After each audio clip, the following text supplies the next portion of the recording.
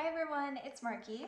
Today I just want to talk about these Cadet Gourmet duck breast dog treats.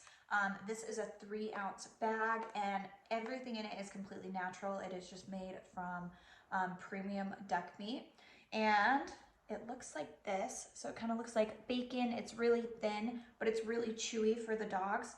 They don't have a bad smell at all. My dogs absolutely love them. They're really low in fat and then super high in protein. So really, really good quality for your dogs.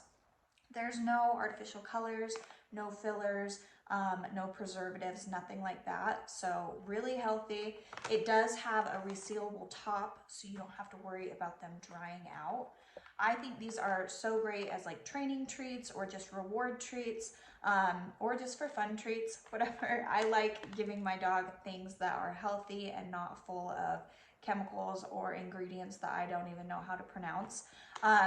This is a product from the USA, so you know where it comes from. You don't have to worry about it being shipped from somewhere that you're worried about. So if you are looking for a new treat that's going to be really natural, really healthy, and your dog is going to love, I would highly recommend that you look into this. So I hope this was helpful. Thank you.